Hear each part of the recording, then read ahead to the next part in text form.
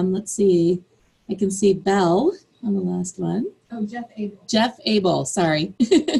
That's all right. Jeff Abel, I'm the junior senior high principal at Meridosha Chambersburg. Nice to meet you. And then I see a Joe. Joe Kuhlman, the principal at Bluff Schools. Joe, I'm sorry I haven't got a chance to meet you yet. Nice to meet you all virtually. As Michaela said, my name is Kim Dinkheller. I'm the Director of Curriculum Instruction and Assessment at QPS. I've been with QPS for, this is my 20th year. Was a history teacher, high school history teacher at Quincy Junior High, 9th grade for many years. I've also been a dean of students. Was assistant principal for curriculum for about 6 years, and then came into this position last year at the district level. I just want to start by saying really like what prompted me to, like when Michaela and I talked about this really comes from this, what I'm sharing with you today is really what I've shared with our building principals here at QPS.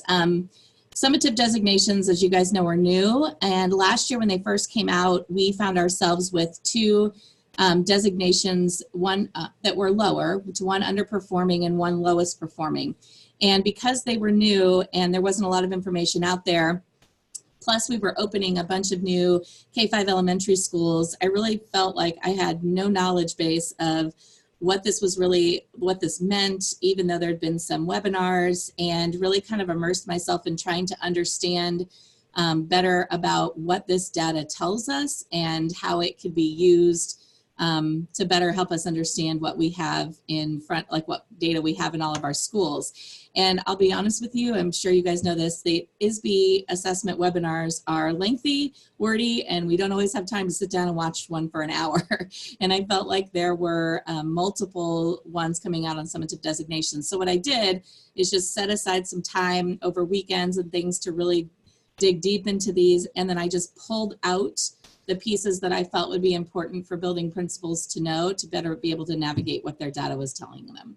So like I said, it was almost like you don't know what you have until something's given to you, and then you're like, oh, we better pay attention to that. And so last year's designations really kind of prompted us to become a little bit more aware and try to understand as much as we can. So I don't have all the answers by any means, but this is really kind of the basics to get you a better understanding of the designations, how things are calculated, and then really what's been helpful to us is being able to look at some of the reports that ISBE has put together, how to find them and what they really tell you, because some of their reports are different than just giving some flat scores. So I do have some time set in the PowerPoint for like questions, but if you've got something, please just let me know and we'll go from there, okay?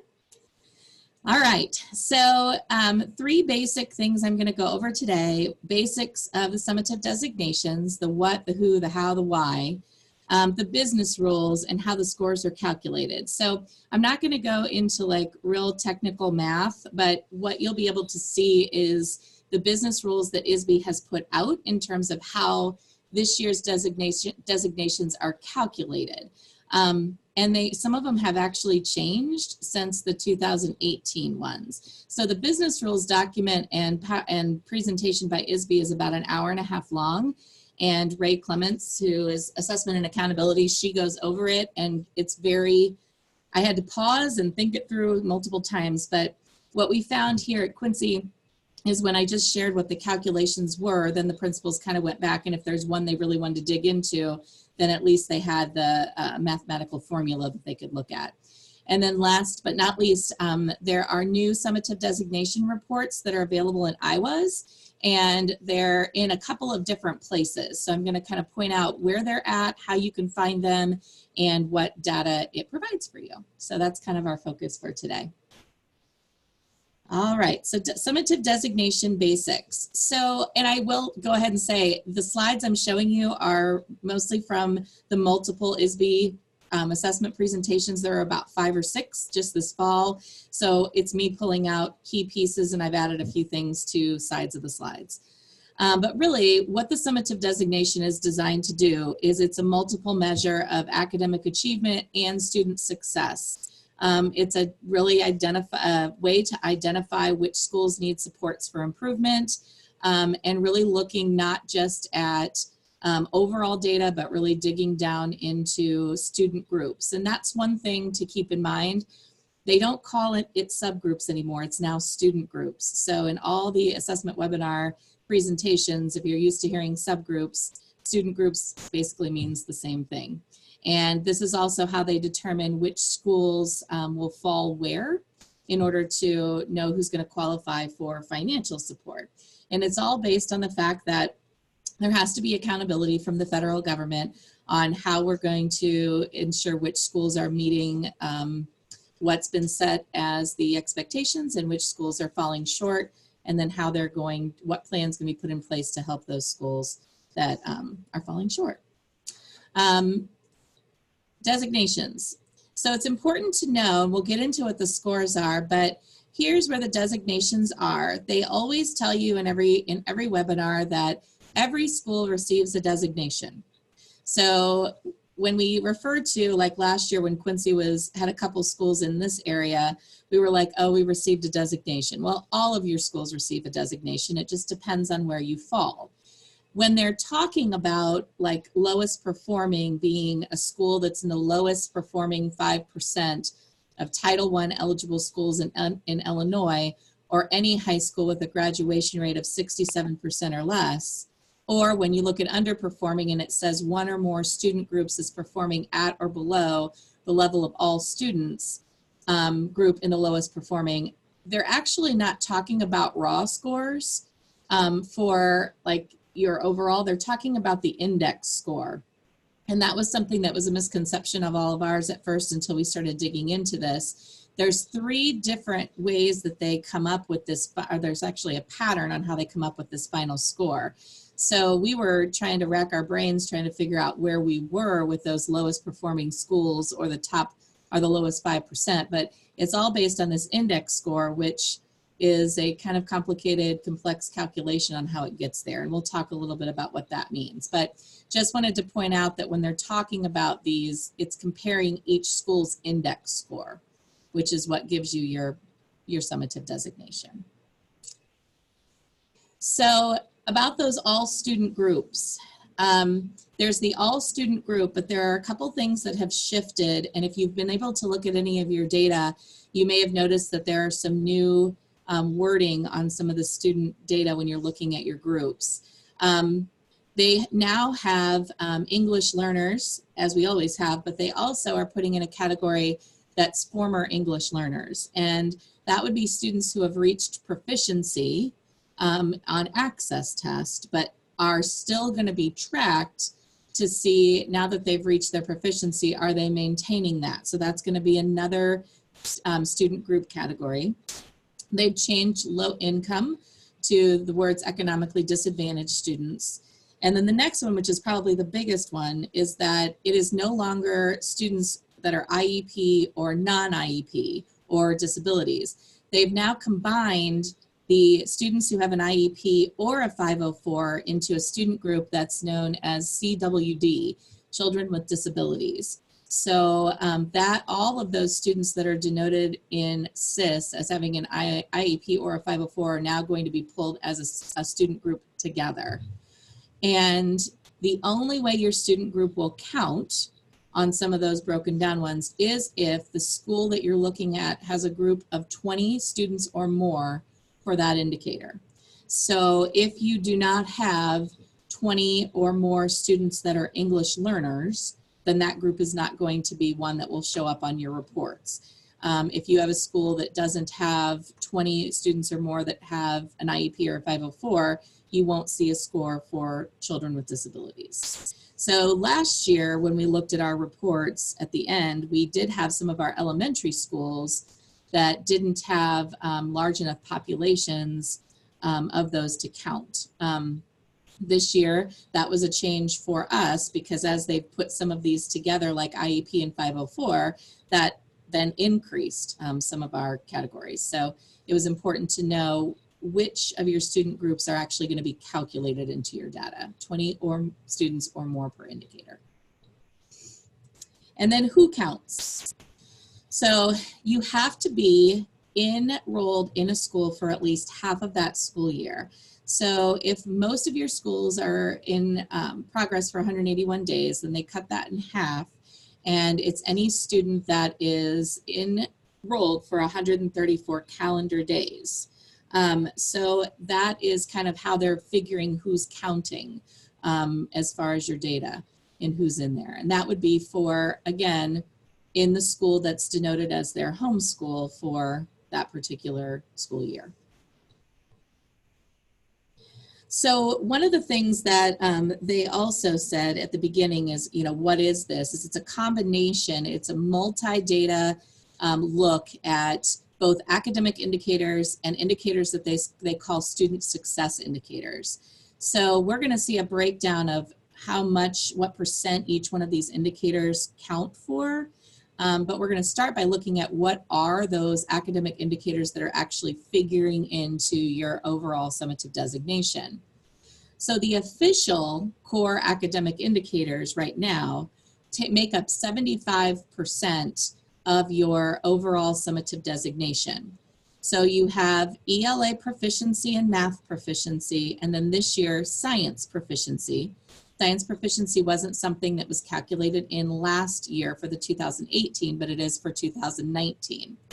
And then English language learner progress to proficiency is also an academic indicator. And then you'll also see on the right side, ELA and math growth, and then high school graduation rate. Now there's a significance to the colors, the greens versus the purple and the red, and it's basically the weights, which will which one weighs more. So we'll take a look at how that weighs in a minute. But these are your official academic indicators that are in place. Now your school quality or school success indicators, that's worth 25%, the other part of your overall. You'll see that there are 2 in green, 1 in purple, and a few that are grayed out. The ones that are grayed out actually aren't counting toward anything right now, but they're going to be eventually in future years added in. So they're giving us a little bit of a heads up on school quality or student success indicators that are going to be coming down the road. So 25% student success indicators. Right now what's counting is your chronic absenteeism rate, the climate survey that you've chosen to give, which for most people is 5 essentials, and anything that's approved as alternate, and then 9th grade on track. What's coming down the pipe will be a fine arts indicator, a college and career readiness indicator, an elementary middle school indicator, and a P2 indicator. They cannot tell us any more about that other than that's what the titles of them will be. There's no calculation. There's nothing that they've said in any webinar to give us any indication of how they might calculate that. So it's almost like, hey, FYI, it's coming, and be prepared when so it won't be a shock to anybody, but calculation-wise, we have no idea. So then how is this figured up when we take that 75% academic and 25% student success? So here are your pie charts, and I know you've seen these before if you saw last year's. This is the 2019 breakdown. So if you're looking at the K-8 band, which will be on the left side, you'll notice that growth for math and ELA really makes up the biggest chunk of your overall summative designation. It's worth 50%. Then you'll see each one of those other categories that we talked about and how much it's weighing in. So your climate survey, chronic absenteeism, English progress to proficiency, math, science, and ELA proficiency. So when you talk about proficiency versus growth, growth does have a much heavier weight on the overall summative designation. On the 9-12 band, the largest chunk is coming from your graduation rate, which is your 4-, 5-, and 6-year composite. And then you'll see that above, the only thing that changes slightly is that the high school has 9th grade on track figured in addition to the same ones that are figured in for K-8. Now there was some conversation in a couple of the webinars. Now that PSAT is something that's regularly given for students in 9th or 10th grade, they will be looking down the road at calculating growth from PSAT to SAT. Because there really isn't a growth component figured into the 9-12 band right now. It's all kind of hanging on that graduation rate.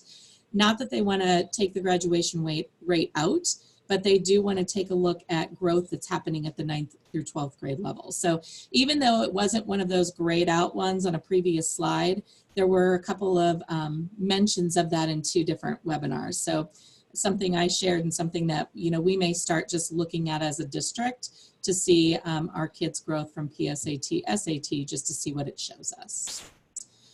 So in Quincy, one of the things that came to my attention at first is, well, what happens if you don't have a large enough percentage of one of those areas? Like, for example, Quincy doesn't have 20 or more students that fit into English language progress to proficiency. So then what does my calculation look like if I don't have one of those? Well, if you're missing a school indicator, basically they're going to take the weight of that missing indicator and they're going to distribute it proportionally to the other indicators in that category. They're never going to cross over like an academic indicator and make it way more on a student success indicator. They're never going to take a missing student success indicator and make it into an academic indicator. So as you'll see in the example on this screen, this group was, you know, didn't have enough for English language to proficiency. So you'll see that it ended up making their growth worth just a little bit more by taking that 5% and then pushing it out into growth and then into the proficiency and then slightly higher on the science. If they would have been missing like the climate survey, then that would have been something that they weigh out with only green indicators. And so that's really how it ends up weighing out proportionally. And they did that last year as well. And so this year it was just kind of nice because it was explained a little bit better. So that helped us to understand that piece as well. Anybody have any questions? Yeah, perfect. Yeah. I didn't even know she had that there, but that's perfect. Yep. I know that many of your districts probably are, or schools are in that area where they don't have enough students to, in a student group. Questions at this time about some of the figuring? No. No, I don't have any in the chat either. Okay. Thoughts or comments?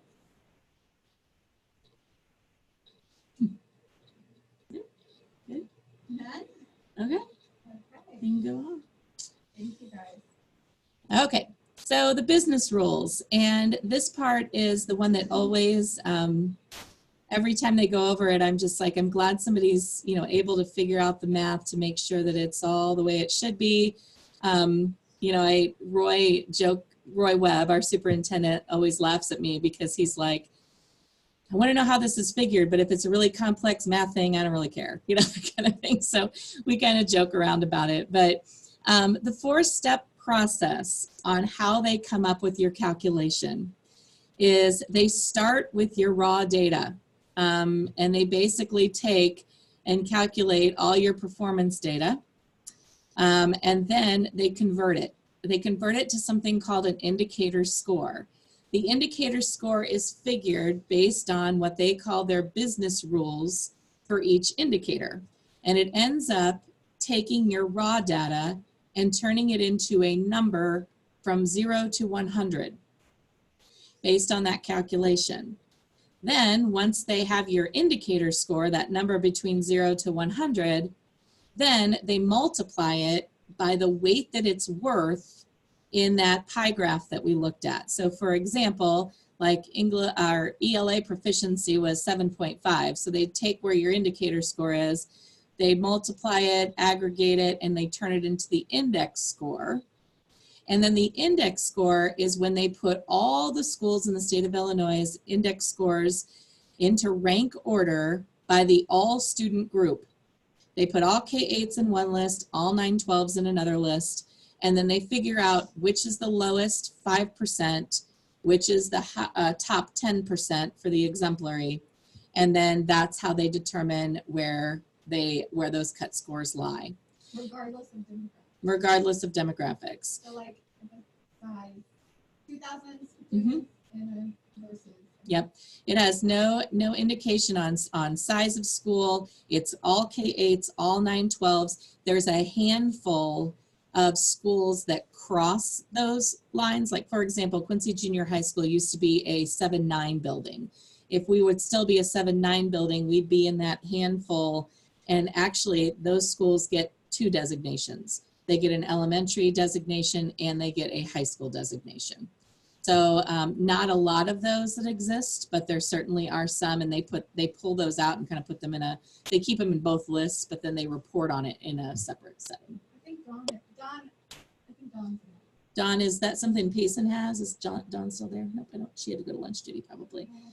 But that would probably be the case with Payson. And Mhm. and Menden, Unity Menden might be the same way as that. Oh, okay. Unity Menden might be the same way. Okay, so just a quick little rundown of those 3 scores. Again, the raw score data as you're used to seeing it. So if you take a look and your proficiency is listed on a report as 8.1, that means 8.1% of your students were proficient. And we'll talk about what proficiency means from the state here. Same with growth. Growth is 42.53 if that's what it says on your report. Then 42.53 was your mean student growth percentile. Same with chronic absenteeism. And then again, the indicator score, it's raw data converted into a number between 0 to 100, and it's based on the business rules and metrics for each indicator. Index score is then your indicator score multiplied by the designated weight of the indicator and then aggregated into index scores. They do it for the all student group, and then they do it for each student group after that, because when you look at your reports, you're going to be able to see an index score for your all student group, but then, and that's how they do the ranks. But then for your own data, they look at each student group, because if you're underperforming, then they're looking at a student group that maybe fell below that index score of the all student group in the lowest 5%. Okay, and we'll look at an example of that here. So the next 3 slides I'm going to show you, I'm just going to warn you. They told us this on the assessment webinar. They gave some sample slides, but they said they just plugged in some numbers, and so the math might not work out right, which was kind of complex, because I'm like, why wouldn't you just make the math work out right? But they basically showed the process in action. So if you'll see here, like your performance data is over here. These are like your raw scores. And then they show how it then becomes an indicator score, somewhere between 0 and 100. They then show the process in action from taking the indicator score and multiplying it by the weights to become the index score. So like ELA proficiency, the weight was, 7.5. So then if your indicator score was 100, then your index score now becomes 7.5. And then you do that with every single one of those indicators, and then it all basically adds up to give you an overall, and this is your index score. They do the same thing with every one of your groups. So right now, we have one school that's underperforming, and it's their children with disabilities student group.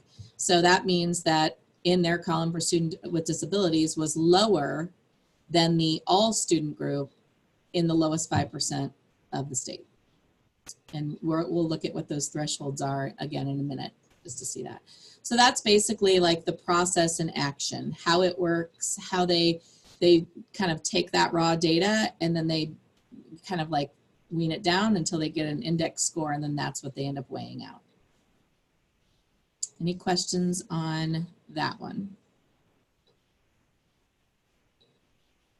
Okay.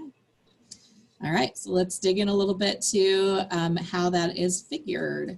The next part is really talking about that student achievement and proficiency. So again, math and ELA, and then science as well, 7.5% of your summative designation. The way they're determining what's proficient is any test given on like IAR, it's going to be a 4 or a 5. That's going to be considered a proficient. So when they're figuring that out, they're looking for students that earned a 4 or a 5. Which 5 is going to be your exceeding, 4 is going to be your, I think, meeting expectations is the way they word it. And then proficient on DLM is going to be a 3 or a 4. They've also put together proficiency scales that have been released by year. And this scale is going to increase every year moving toward 2032. This is tied to ISBE's overall goals of 90% of students proficient.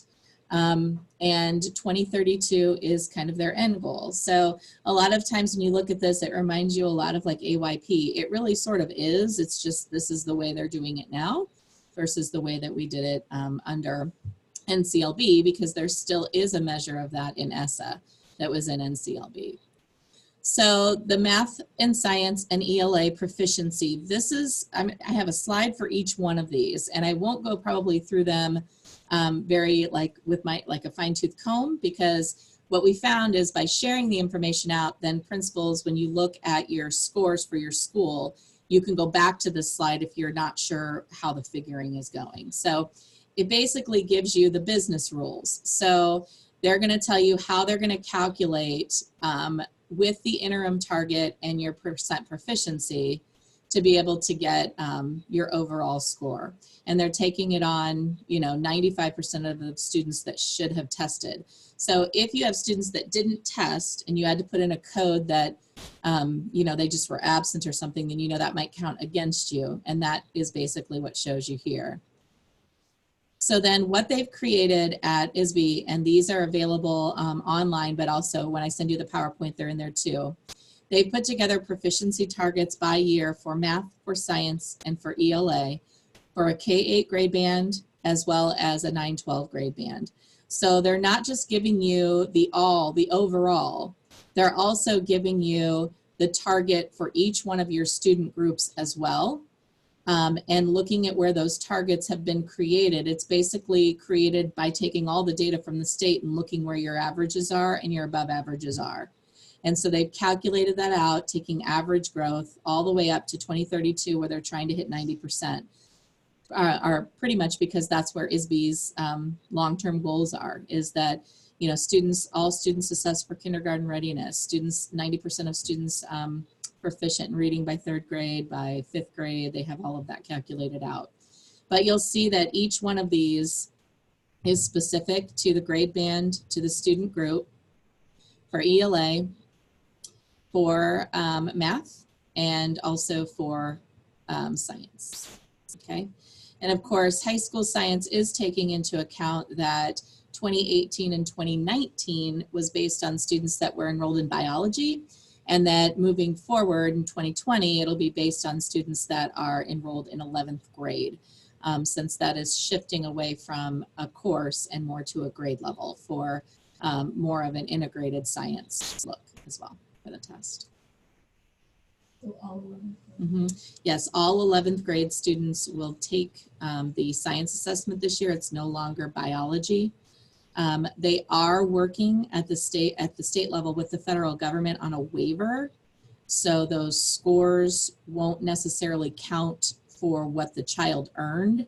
Instead, it would count as participation for this year since the decision was made. But I know we've got an IAR webinar coming up on the 13th, and I've got some other little odds and ends that I'll throw in with more specifics about some of the other tests on that one as well. That'll be good. Student growth, again, it's going to be the bigger chunk of your K-8 test, 25% of the summative designation, 25% for math and ELA. This is a little bit different because your 3rd grade students are not going to have student growth because it's their benchmark year.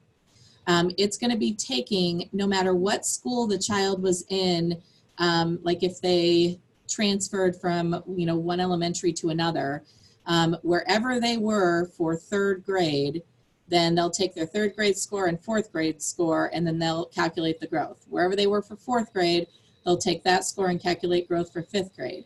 If the child was in another Illinois school for 4th grade, and they're now a 5th grade student at your school, they will calculate the growth from their previous school in 4th grade to what they earned with you in 5th grade. So, and that's for all Illinois schools.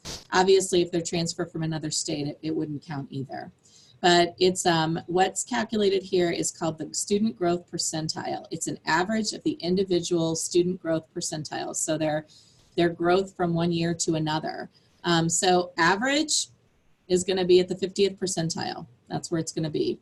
Now, when you look at some of the reports and you look at your overall SPG, there is one thing that ISBE and Empower will tell you. When you're looking at your overall, if your SPG for a student group or overall is under 40, then they're recommending that that should be consideration for a systems change. So systems are typically adult behaviors and adult practices. So if you're seeing some groups that are under 40, like CWD, for example, that children with disabilities, then there might need to be something that is looked a little bit closer in the adult practice or the adult system and how you're addressing that particular group of students. So 50's average. Above 50, obviously you've got solid in place, but they do recommend under 40, you really need to take a look at that particular data for us to consider systems change. And that's come from both ISBE as well as guidance from Empower. The scoring rules for growth, like I just said, individual growth percentiles. It's an SGP calculation that includes multiple years of data. So like I mentioned, from one year to another. And then the calculation is here as well.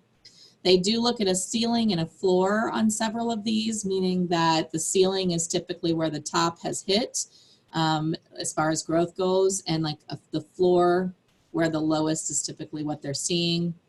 They just distributed the all student groups. Less than 5% of the schools are in the tails. Okay.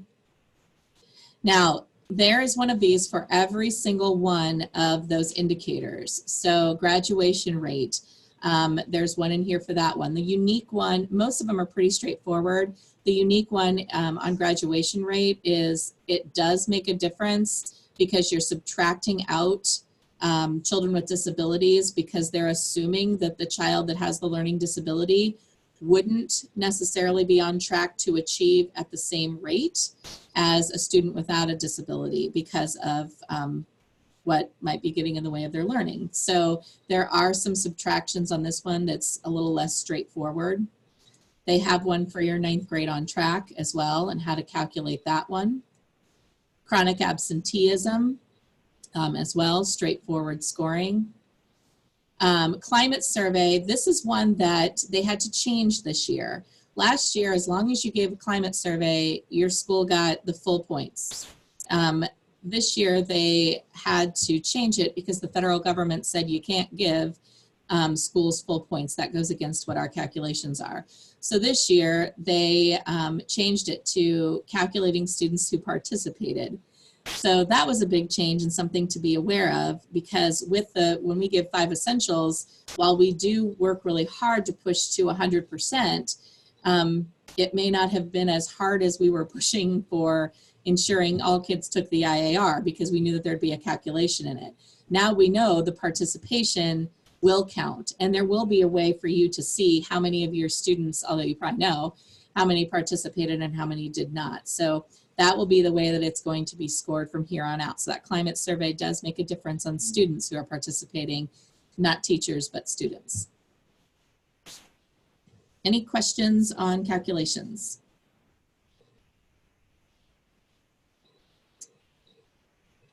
Okay. Last but not least, we're going to talk a little bit about the summative designation reports in SIS. So they're in a couple of different places and there are some that are a lot more helpful than others. But what we found with our district is we really want principals to be able to look and see what their team needs. So just putting it out there, you might find that there's one that's better than others for what you're looking for. So when you're in SIS, they're found under reports. And there's going to be some that are going to, one that's going to be found under assessments. One that's going to be found, they actually have their own little category here, summative designations. And then there's a few under state reporting that you can look at. So you can even go back and look at last year's reports. They have that one in there as well. But the reports this year look much different than the ones that you could look at last year. It gives you the same information, but the setup is a little bit different. So the first one that we're going to take a look at is actually found in assessments. And it is called the IAR Scores Grid Report, okay? So the IAR Scores Grid Report, I know it's kind of small there, but when I send you the PowerPoint, you'll be able to kind of zoom in on it a little bit. Basically what this is showing you is just kind of an overall here's where the students were in proficiency, here's where they were in by each group, and here is math and here is language arts. You can do the same thing for science. It tells you the total number of students. It tells you how many got a level 1, level 2, level 3, level 4, level 5. So you can definitely take a look at what's our total number of students that are considered proficient at the state level in compared to our total students. The other part that it looks at here is that SGP for growth. Remember, growth weighs heavier for your K-8 band on your IAR and what your summative designation is. And if you remember, a couple slides back, I mentioned that the average was 50, and if your score was falling below 40, then you might need to take a look at a systems change. And with this case, if you're seeing your total students and you're seeing your overall lower than 40, then it could be a core instructional problem that is in place. And that's what they really say to take a look at.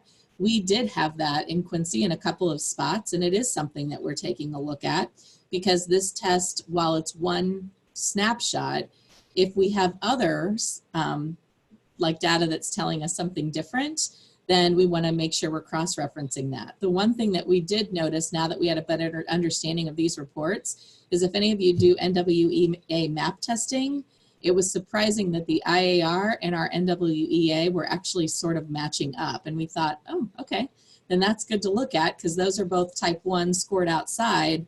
And if our inside common assessments were not showing us some of those deficits, then we were like, okay, well, the subjective in-house ones are maybe a little inflated. I don't know. So we are definitely taking a look at multiple points of data when we look at that.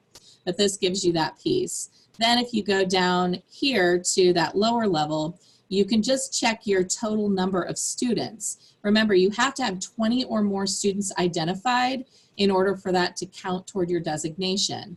So, for example, in this fake one here, the American Indian Alaska Native, they only have 1, so that's not going to count. But Asian will, because they have a larger chunk, okay? So again, a good one to take a look at, and then you can even look at that overall SGP for those student groups as well, okay? So that's one that we really like, just to give us that quick snapshot overall. And if we have multiple elementary schools in Quincy, so we also looked across the board, especially when we were looking at core instruction, because if we were seeing that a couple of schools were under 40, but others weren't, then we're looking back and saying, okay, so like what processes and systems and curriculum, not even curriculum, we have a curriculum map, but what's in place at this school that might be different from this other school, maybe on, you know, why that system may not be working. Okay, so same with SAT, PSAT. There's also one of those grid reports for your high school. Now, keep in mind, the PSAT doesn't really count for anything. So this is the sample they gave. They're saying don't really look at anything because that's not counting toward your score at all. Okay, what you want to look at is your SAT scores, and you're looking at your level 3 and your level 4, because those students would be considered the ones that are proficient on SAT. You can still look up here at those, but just remember that that one is not calculated into your summative designation at this time. Okay, now this summative designation roster report, this is going to be down a little further in IWAS. Instead of under assessments, this is actually under the summative designation section of your reports in IWAS. And this one, it's showing you all of your students. It's a roster of all of the students in one school, but it's giving you some information, what grade they're in, you know, what their gender is, but it's also giving you some different metrics than what you'd see on a normal report. For example, columns A, B, and C, and these are all student names across the board here.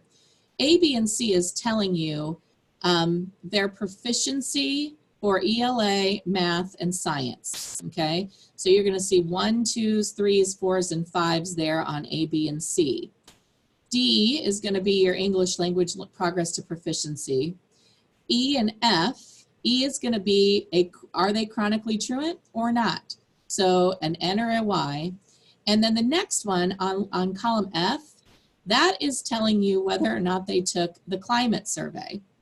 So A 1 is indicated that they participated, and a 2 says they didn't but should have.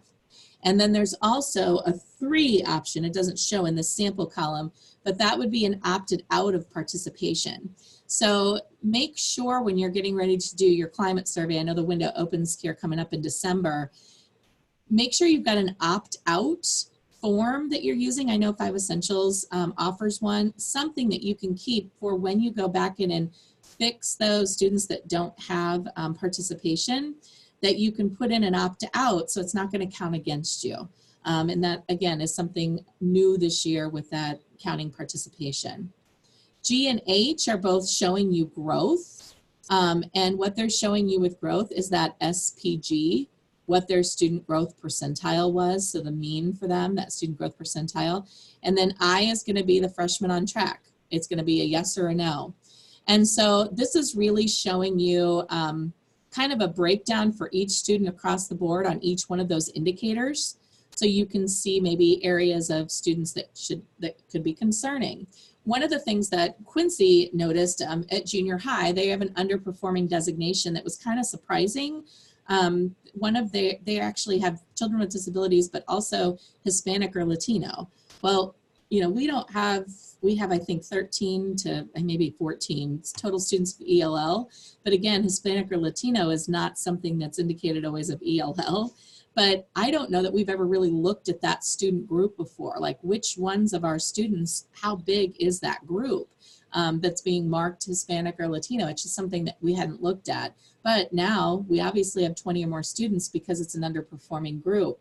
This is an easy one to look at to kind of highlight which ones of our students do fall into that category, and do they cross over into any other categories as well? Because it could be that a student with disabilities is also Hispanic or Latino, or 2 or more races. So it's a good way to get a snapshot of each student as well. And that's the Summative Designation Roster Report. In the state report section of ISBE SIS, these are all the same of what you can run before. You can run these in a summary form or a detailed report. If you're wanting to look at overall chronic absenteeism, freshmen on track, you can look at your graduation cohorts. You can rate them by subgroup in a summary. All of these are your raw reports that you can take a look at as well, in addition to those grid reports for the state tests and or the summative designation report, if you wanted to dig a little deeper into one specific area that you feel may have been a concern, okay? So those are all available too. Now the last report that I'm going to show you, and this is the one where you can really see what was our overall score, what was our index score in each one of these categories.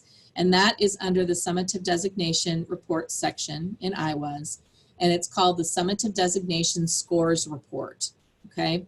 This is fake data. It was put in ISBE's slide. And basically what it takes a look at is it shows you your data types from top to bottom. It starts with your raw score, tells you what your indicator score is before weighting, and then what your indicator score is with relative weight. Okay, and you'll notice across the top, this is the data type. Across the top are all the things that are figuring into your summative designation. Notice that there's no scores here for science proficiency. That would be because the school that we're looking at in this fake data set doesn't have 5th, 8th, or biology last year. So they didn't have, it could have been like a K3 building. And then you're looking at this bottom row. So for the all school, yes, these matter, but really for the summative designation, the bottom row of each one of these is what you want to look at for your summative score. So you'll see this school's all score was 47.67. The Hispanic or Latino subgroup was, I think it's 43. You'll see 47.32 for limited English proficiency. Low income was 40, and then 39.35 for white. So this last score is what you're then going to look at against the thresholds. And these are the thresholds for where you're going to fall, okay? So really what you're looking at here is commendable schools had scores ranging from 80.12 to 35.33 for elementary schools, and that's K-8. And then 85 to 4.2, 8.17 high school, whose index scores were below for commendable. It tells you what the threshold index score was here. You had to be 80.12 or above on that overall score.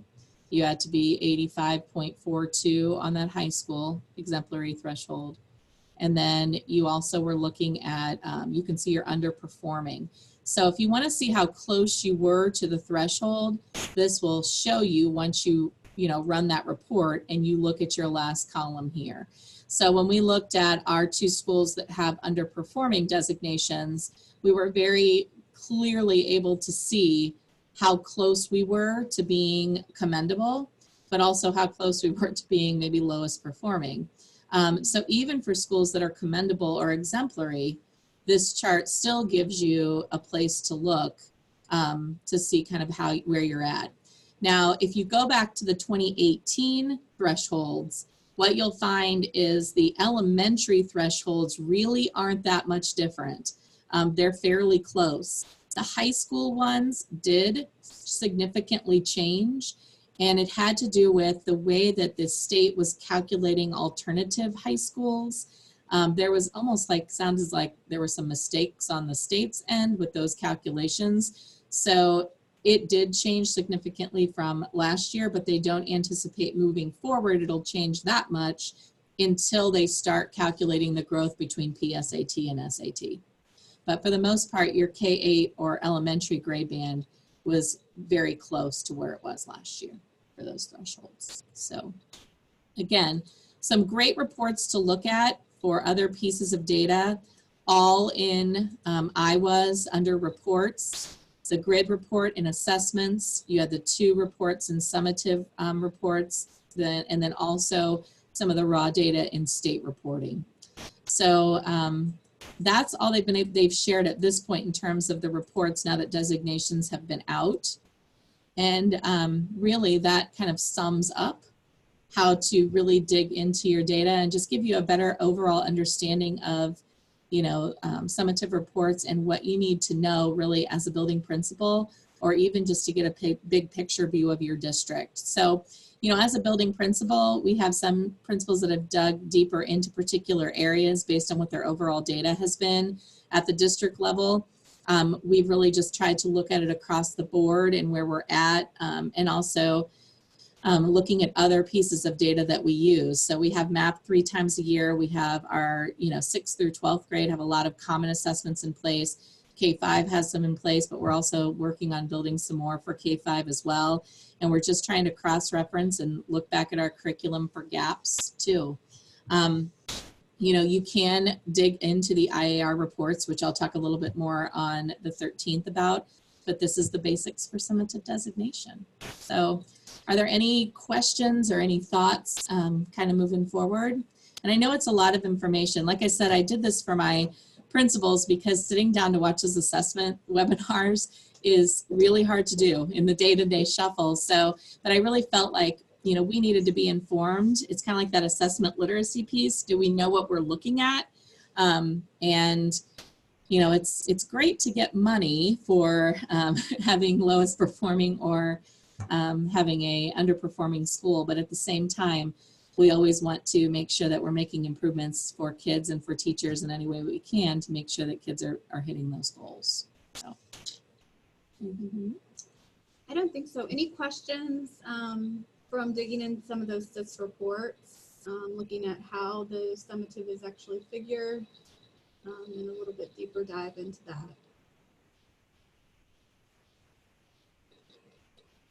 Any thoughts or where you are in the process of what might be helpful for you next steps from the ROE and from us working with Kim to provide this?